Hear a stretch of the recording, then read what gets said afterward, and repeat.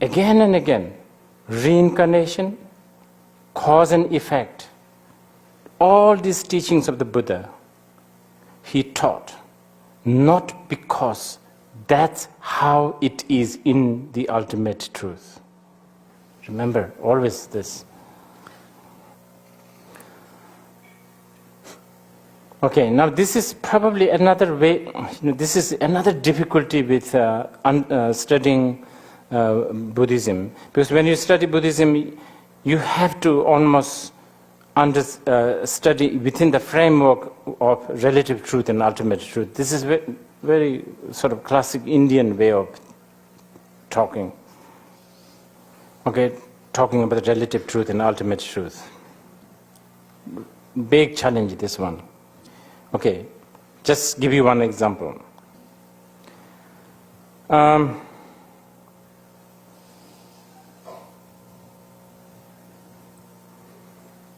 Actually, there's many difficulties. Difficulty one is this. When we talk about relative truth, okay, this is what you want to talk about, relative truth. Unconsciously, you bring the ultimate analytical method. This is problem number one. On the other hand, when we talk about the ultimate truth, not being able to let go the relative truth, the habit of the relative truth. Problem number two. And we always forget that relative truth and ultimate truth are both within the relative truth. This will be problem number three. The next one is the biggest problem. The fourth problem is the biggest problem.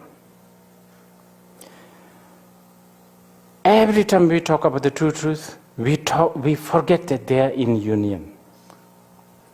It's really difficult because, the dualistic habit which shapes your intellectual mind just will not do this.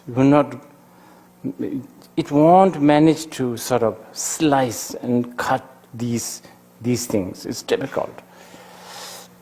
And besides, there are so many valuable things also in our life that we value. Like morality, wow, that's very valuable. You don't want to bring ultimate truth, analytical mind into this too much. Sorry? Analytical system of ultimate truth, you don't want to bring into morality too much. Because then morality, crumbles.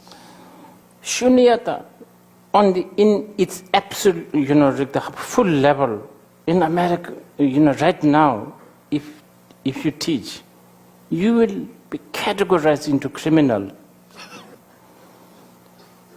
In America, ethics, morality are so important. Pluralism, justice, so important. Freedom of speech, so important. Those are valuable, so valuable. You know what?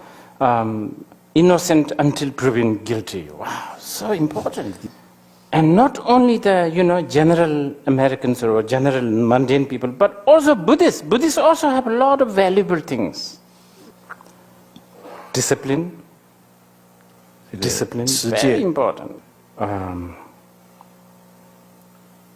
Cause and effect, so important, isn't it? No, that one, you don't want to touch.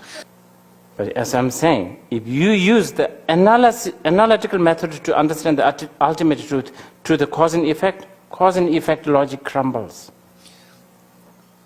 And within this section, reincarnation. You talk about reincarnation. For the Tibetans especially, reincarnation is, and the Buddhists, traditional Buddhist reincarnation is so important. That's why, some people are becoming, making a big hoo-ha about, reincarnation. So, this is why, to study Buddhism, you have to study the framework, how they study the nature of the phenomena, sort of the Buddhist framework, and one of the most important framework is relative truth and ultimate truth. And I want to talk a little bit about these two truths, especially relative truth. And I want to use an old text. I will just quote a few. And the reason why I want to do this is because some of you may think, some of this sounds very modern. It's actually maybe he made it up. No, I didn't make it up. This is a text, and I had to do this. Instead of, again, if I brought a text from, Nagarjuna or Chandrakirti, of course you would think, this is those classic Buddhist, whatever, philosopher. But I didn't. This is a text discovered as a treasure teaching by a treasure discoverer.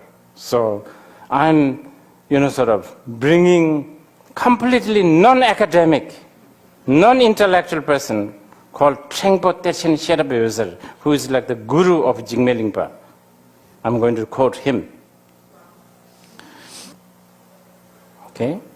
In the absolute level, there is no such thing as relative truth and ultimate truth. But since you say you are suffering, and I guess you are suffering, and looks like you want to get out of suffering, and you are asking me how to do that, I have no choice but to tell you, you should understand truth. Even as I say this, I don't believe. There is a truly existing truth. So, since you look like a dim-wit, is it? Dim-wit. Since I realized that I have to sort of talk about relative truth and ultimate truth kind of categorization. Because you are a dim-wit, and I feel for you. So there's something called relative truth, which is false, not ultimate, not the real, not absolute, faulty. Zumba, hlua, so. Zumba, lie, hlua, deceptive.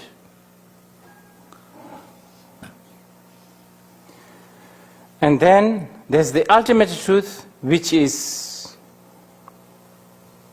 okay, first the relative truth. So, again, to define what is relative truth, and I think this is so really good.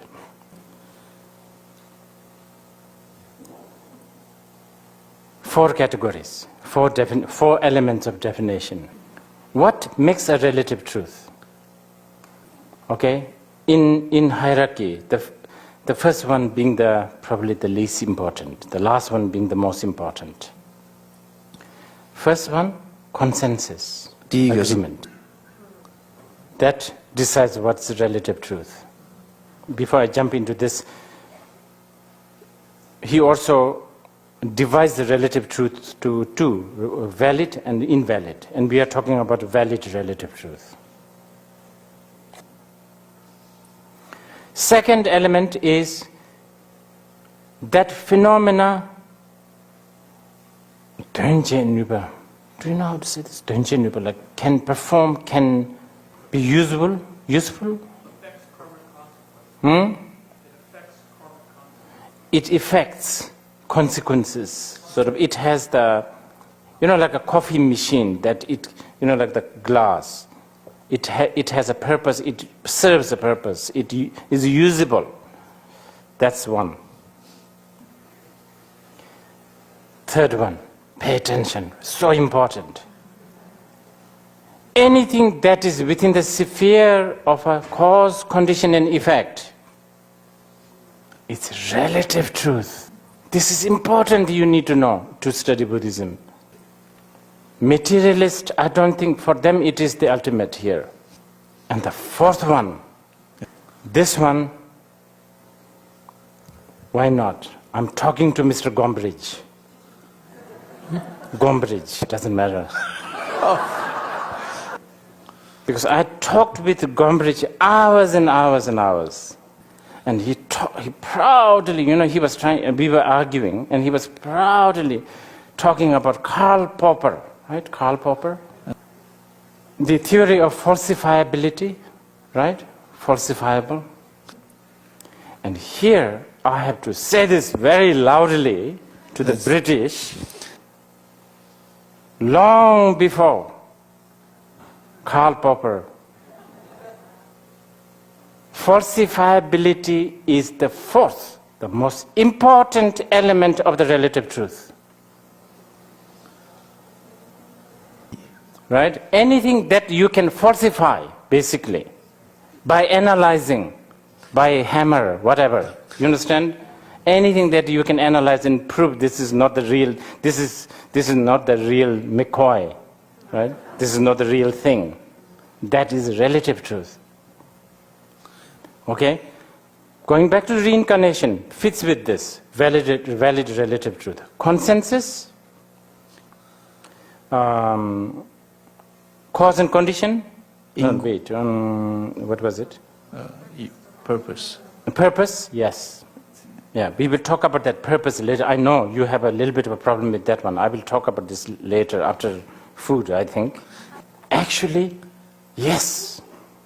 See, I can say after the food we can talk. Do these people believe in continuity as a relative truth? I know continuity is falsifiability and falsifiable. Because if our materialist, Abrahamic residual Buddhists are saying that continuity is invalid, you have to be careful, because if this kind of concept comes, you can never ever lock a murderer into a prison. Because at 1 o'clock he commits the murder, 2 o'clock judge is still reading the court case, 3 o'clock, it's a different being. It's a different being. Of course, I'm not saying that just because it is usable, it is ultimate truth. I'm not saying that. Okay, I think I'm becoming a little bit fanatical here, so I should stop.